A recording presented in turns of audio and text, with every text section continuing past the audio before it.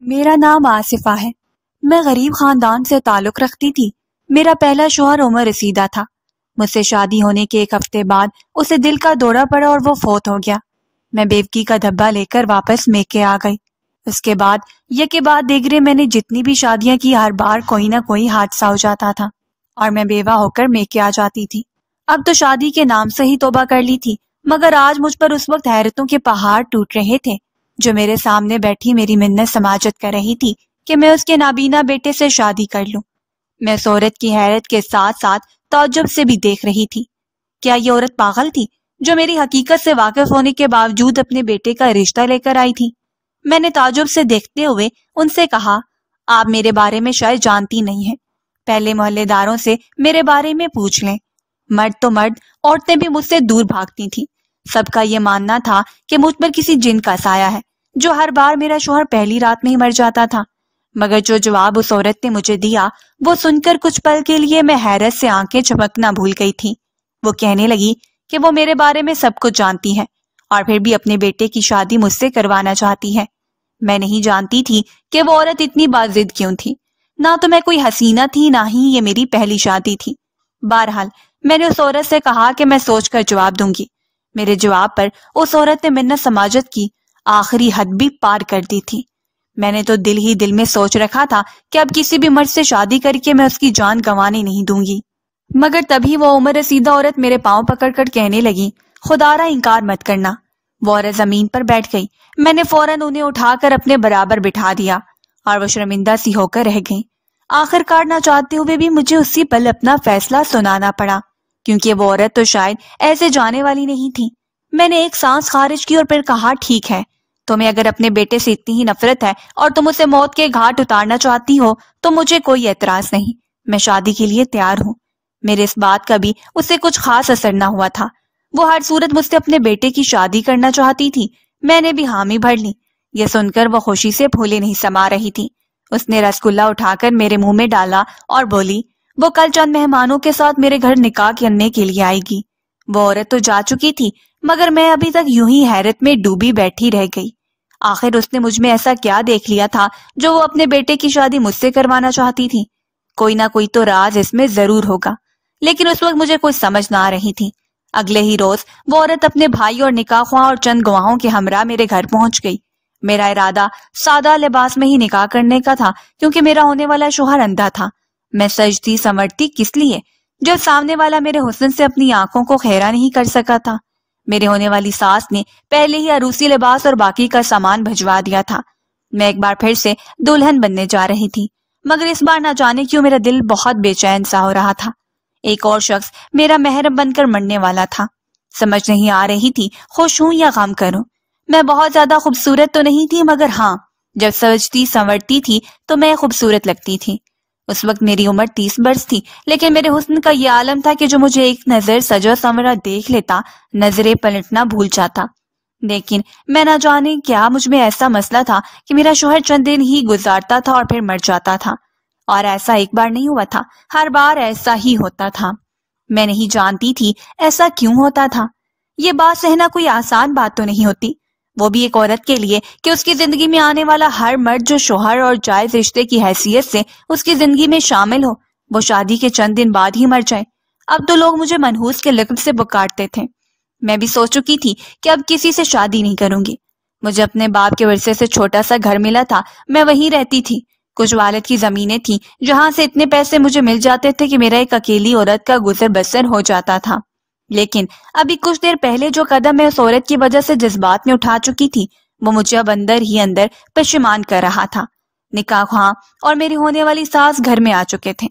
ساس جب کمرے میں داخل ہوئی تو مجھے یوں ہی سادہ کپڑوں میں بیٹھے دیکھ کر اسے حیرت ہوئی تھی۔ وہ فوراً میرے قریب آئی اور میرے ہاتھوں پر مہندی تلاش کرنے لگی۔ پھر بولی، یہ کیا بہو رانی، کیوں سوگ میں نائی بیٹھی ہو؟ خیر سے آج تمہارا نکاح ہے میرے بیٹے کے ساتھ، ابھی تک تم تیار کیوں نہیں ہوئی؟ میں کچھ بولتی اس سے پہلے ہی اس نے زبردستی مجھے عروسی جوڑا پہننے کا کہا اور پھر اپنے ہاتھوں سے دلہنوں جیسا تیار کرنے لگی۔ وہ عورت میرا حسن دیکھ کر میری بلائیں لیتی نہیں تھک رہی تھی۔ اس کی آنکھوں میں خوشی کے مارے آنسو آ چکے تھے۔ وہ بار بار میرے صدقے واری جاتی اور کہنے لگی، آج میرا برسوں کا ارمان پورا ہونے جا رہا ہے۔ تم سوچ بھی نہیں سکتی میرے بیٹے کی زندگی میں آ کر تم مجھے کتنی بڑی خوشی دینے جا رہی ہو۔ نہ جانے کب سے میں اپنے نابینا بیٹے کا گھر آباد دیکھنے کی خواہش مند تھی۔ میں بالکل دلہنوں جیسی تیار ہو چکی تھی۔ تبھی نکاح خواہ آیا اور نکاح کی رسومات شروع کی گئیں۔ ایجاب و قبول کرنے کے بعد ساس مبارکباد دینے لگی اور میں نے ایک نظر اٹھا کر اپنے شوہر کی جانب دیکھا۔ وہ دلہا بنا مجھ سے کچھ دور بیٹھا تھا۔ سفید کاٹن کا کرتا شلوار پہنے ہوئے اس نے آنکھوں پر کالا چشمہ لگا رکھا تھا۔ بلا شبہ اس کا حسن مجھ سے کئی زیادہ تھا۔ وہ بہت پرکشش شخصیت کا حامل تھا۔ میں ایک ہی نظر اسے دیکھ کر بس دیکھتی رہ گئی، مگر اس میں ایک خرابی تھی اور وہ تھی اس کا نابینا ہونا۔ نکاح ہو چکا تھا، رخصتی کا وقت آیا تو میں ایک بار پھر اپنے گھر کو تالا لگا کر ایک نظر ڈالتی باہر نکل آئی۔ جانتی تھی کہ کچھ دنوں کے بعد دوبارہ میں نے یہیں واپس آنا تھا۔ اس پل اس نابینا شخص پر مجھے بہت ترس آ رہا تھا۔ میرے نکاح کے دن بھی محلے داروں نے میرے ساس پر طرح طرح کے تانے کسے تھے۔ آخر وہ کیوں اپنے بیٹے کو موت کے منہ میں دھکیل رہی تھی؟ مگر ساس نے کسی کی باتوں پر کان نہ دھرے۔ سسرال پہنچ کر مجھے میرے شوہر جمیل کے کمرے میں لا کر بٹھا دیا گیا تھا۔ میں نے ایک نظر اس کمرے پر ڈالی جسے دلہن کی طرح سجایا گیا تھا۔ مجھے تو اس پل کمرے سے وحشت ہونے لگی تھی۔ وہ بیچارہ تو شاید خود کو موت کے منہ میں دھکیلنے کے لیے اس کمرے میں داخل ہوا تھا۔ جمیل نابینا تھا، مگر اس کے باوجود وہ بیساکھی کے سہارے جگہ کا تعین کرتا اندر داخل ہوا اور آ کر رسمی سلام دعا کرنے کے بعد بیڈ پر آ کر بیٹھ گیا۔ وہ نابینا تھا، مجھے دیکھ نہیں سکتا تھا، مگر اس کے باوجود اسے اپنے سامنے دیکھ کر مجھے وہی روایتی پہلی رات والی جھجک و حیا محسوس ہو رہی تھی۔ وہ مجھ سے بہت ہی نرم لہجے میں بات کر رہے تھے۔ ان کا لہجہ انتہائی دھیما تھا۔ مجھے تو لگا تھا شاید وہ میری حقیقت سے ہی واقف نہیں تھے، ورنہ مجھ جیسی منحوس عورت سے بھلا کون ایسے نرم لہجے میں بات کرتا ہے۔ اس رات جتنی عزت اور اہمیت مجھے جمیل نے دی تھی، میں دنگ رہ گئی تھی۔ میں نے جمیل کو اپنے ماضی کے بارے میں سب کچھ بتا دیا، جسے سن کر وہ مسکرایا اور کہنے لگا، مجھے ان سب باتوں سے کوئی فرق نہیں پڑتا۔ آپ کو میری ماں نے میرے لیے پسند کیا ہے تو یقیناً کچھ اچھا سوچ کر ہی پسند کیا ہوگا۔ اسے اپنی ماں سے بے تحاشا محبت تھی۔ وہ باقی مردوں جیسا صرف جسم تک رہنے والا شخص نہ تھا۔ اس نے کتنی ہی دیر مجھ سے دل کی باتیں کی تھی، اپنی پسند ناپسند کا بتایا اور مجھ سے میری خواہشات اور پسندیدگی کے بارے میں پوچھا۔ ایک رات میں ہی جمیل کی گرویدہ میں ہو چکی تھی۔ جتنی عزت اس شخص نے مجھے دی تھی اتنی آج تک کسی نے نہ دی تھی۔ وہ شخص تو خود میں ایک جادو تھا جس کا سحر مجھ پر طاری ہو چکا تھا۔ اگلی صبح میری زندگی کی سب سے بہترین صبح تھی۔ میں تو یہ بھی بھول چکی تھی کہ میرا یہ شوہر بھی صرف چند دن ہی میرے ساتھ رہنے والا ہے۔ اس کے بعد اس کے ساتھ بھی وہی ہوگا جو باقیوں کے ساتھ ہوا تھا۔ میری ساس کے جمیل کے علاوہ بھی 2 بیٹے تھے، مگر ان میں اور جمیل میں 10-12 سال کا فرق تھا۔ وہ دوسرے شہر میں پڑھائی کرتے تھے۔ ساس میرا بہت خیال رکھ رہی تھی۔ جمیل بھی میرے ساتھ بہت اچھے سے پیش آتا۔ میں بظاہر تو ان سب کے ساتھ بہت خوش تھی، مگر اندر ہی اندر مجھے یہ باتیں کاٹ رہی تھی کہ کہیں جمیل بھی مجھے چھوڑ کر نہ چلا جائے، جیسے میرے سابقہ شوہروں کے ساتھ ہوا تھا۔ چند دن یوں ہی گزرے تھے کہ ایک بار پھر میرے سر پر تلوار منڈلانے لگی تھی۔ شام کا وقت تھا اور میں اپنی ساس کا کچن میں ہاتھ بٹا رہی تھی جب دروازے پر دستک ہوئی۔ ملازمہ فوراً دروازہ کھولنے کے لیے گئی، مگر جو ہی دروازہ کھولا تو سامنے کا منظر دیکھ کر ہم سب کے ہوش اڑ گئے۔ کچھ دیر پہلے جمیل پاس کی دکان سے کچھ سامان لینے کے لیے باہر نکلے تھے، کیونکہ محلے دار اسے جانتے تھے، اس لیے ہمیں کوئی زیادہ پریشانی نہ تھی۔ وہ جب کچھ سامان لے کر پلٹے تو ایک رکشے والا انہیں ٹکر مار کر بھاگ گیا تھا۔ محلے کے لوگ اسے اٹھا کر گھر تک لائے تھے۔ میں نے جب یہ منظر دیکھا تو میرا پورا وجود کام کر رہ گیا۔ مجھے اپنی نحوست بار بار یاد آنے لگی۔ ابھی تو میری شادی کو 7 دن ہی ہوئے تھے، کہیں میرا کالا سایہ جمیل کو بھی مجھ سے چھین نہ لے۔ میں تو ان 7 دنوں میں ہی ان کی محبت اور عزت دیکھ کر ان سے محبت کر بیٹھی تھی۔ میں نے جب ان کا یہ حال دیکھا تو حواس باختہ ہو کر اور اپنے کمرے میں بھاگ گئی اور پھوٹ پھوٹ کر رونے لگی۔ میں تو جمیل کو چھونے سے بھی کترا رہی تھی۔ ان کے بازو پر چوٹ آئی تھی۔ میری سسکیاں سن کر وہ الٹا مجھے دلاسا دینے لگے، مگر میں ڈر چکی تھی۔ ساس کے بہکاوے میں آ کر نکاح تو کر بیٹھی تھی، مگر جمیل کا مجھ سے دور جانا مجھے قطعاً برداشت نہیں تھا۔ ساس جمیل کے لیے یخنی بنا کر لائی اور مجھے دیتے ہوئے بولی کہ اسے بلا دینا، صبح تک اللہ نے چاہا تو بالکل ٹھیک ہو جائے گا۔ میں نے وہ یخنی جمیل کو پلا دی۔ ان کی محبت دیکھ کر بار بار میری آنکھوں میں آنسو آ رہے تھے۔ انہیں دوا دے کر سلایا اور خود جائے نماز بچھا کر بیٹھ گئی۔ کتنی دیر سجدے میں گر کر میں روتی رہی تھی۔ آخر یہ کیسی نحوست تھی کہ میری قربت پا کر مرد مر جایا کرتے تھے۔ کیا سچ میں مجھ پر کوئی اندیکھی چیز حاوی تھی؟ میں ساری رات بیٹھ کر شوہر کی دراز عمر کی دعائیں مانگتی رہی اور یوں ہی جمیل کا ہاتھ میں فرش پر ہی بیٹھی سو گئی تھی۔ فجر کی اذان مسجد میں گونجی تو میری آنکھ کھل گئی۔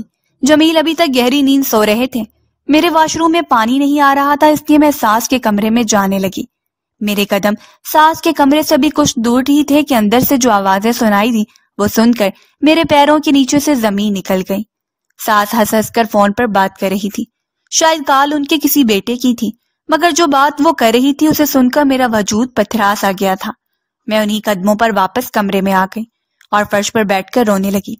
آخر کیسی خبر مجھے سننے کو ملی تھی؟ میں خواب میں بھی نہیں سوچ سکتی تھی کہ میری ساس میرے بارے میں ایسی سوچ رکھ کر مجھے یہاں لائی ہے۔ میری شادی کو 10 دن بیت چکے تھے اور ساس کا رویہ مجھ سے مزید اچھا ہوتا چلا جا رہا تھا۔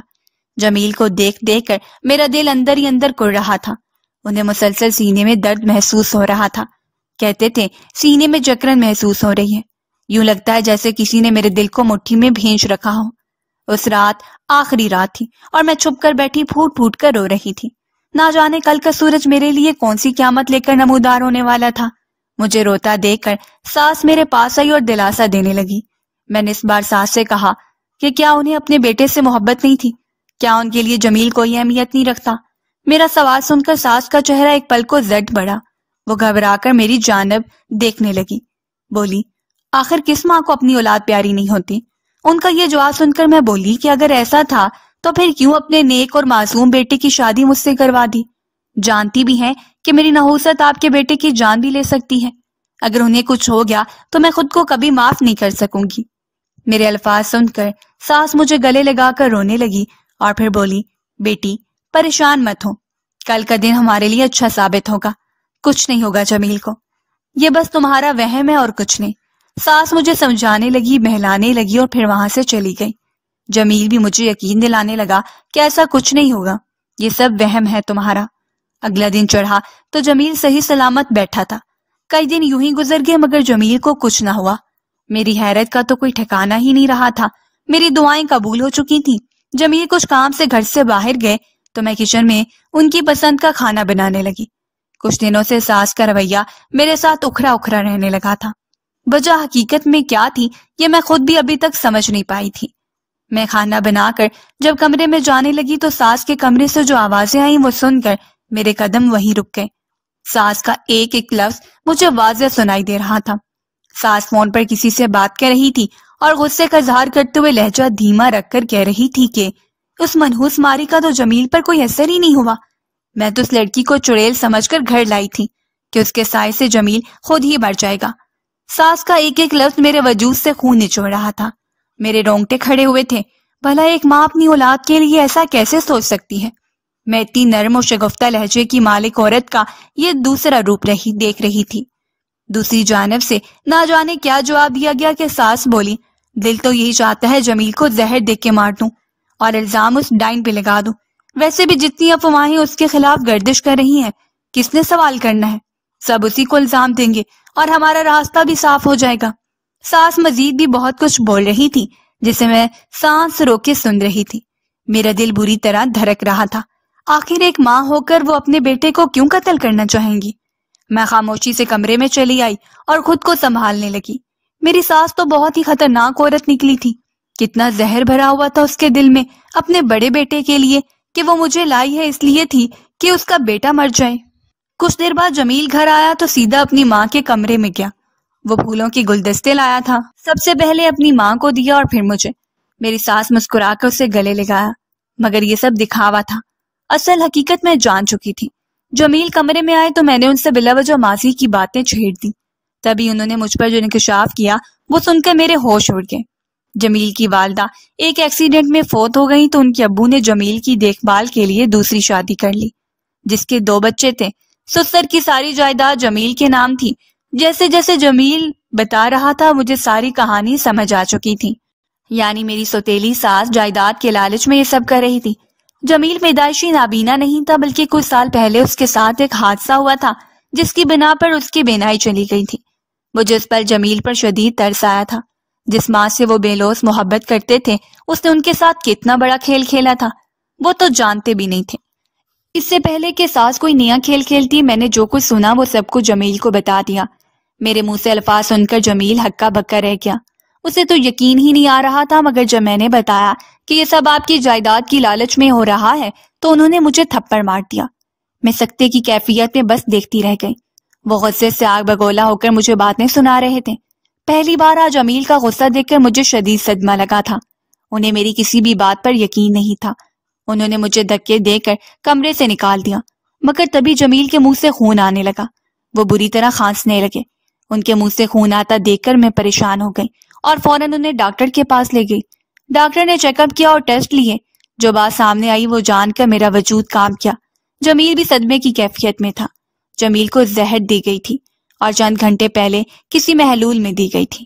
جمیل جانتا تھا اس کی سوتیلی ماں اس کے لیے کچھ دیر پہلے مرغی کی یخنی بنا کے لائیں اور زبردستی منع کرنے کے باوجود پلاتی رہیں۔ انہیں ابھی بھی یقین نہیں تھا، مگر خدا کا شکر تھا کہ وہ خطرے سے باہر تھے۔ ساس اسپتال نہیں آئی تھی۔ ہم جب گھر گئے تو ساس خوشی سے جھوم کر بیٹے کو بتا رہی تھی کہ اس نے جمیل کو زہر دے دیا ہے، اب اس کا جنازہ ہی اس گھر سے نکلے گا۔ جمیل سب کچھ اپنے کانوں سے سن چکا تھا۔ امید تھی کہ وہ چکرا کر گر جاتے اگر میں نے نہ تھاما ہوتا۔ ساس نے ہمیں دیکھا تو بکھلا کر اچھل پڑی۔ جمیل سب کچھ سن چکے تھے۔ ان کی آنکھوں میں حیرت و بے یقینی کے ساتھ ساتھ آنسو تھے۔ وہ بولے، اگر جائیداد چاہیے تھی تو مجھے بتا دیتی، میں سب آپ کے نام کر دیتا۔ ویسے بھی اپنے بھائیوں کا حصہ میں ان کے نام کرنے کے لیے کاغذات تیار کروا چکا تھا۔ ساس نے جب یہ سنا تو بس پتھر کی مورت بن کے رہ گئی۔ میں نے اسی پل محلے والوں کو اکٹھا کر لیا اور سب کچھ بتا دیا۔ انہوں نے مل کر ساس کو گھر سے نکال دیا۔ وہ مرنے مارنے پر اتر آئی تھی، مگر اب اس کا کوئی فائدہ نہ تھا۔ اس کا بھانڈا پھوٹ چکا تھا۔ جمیل کتنی ہی دیر بیٹھ کر روتا رہا اور مجھ سے معافی مانگنے لگا۔ میں نے فوراً معاف کر دیا۔ کئی ماہ لگے تھے انہیں صدمے سے نکلنے میں۔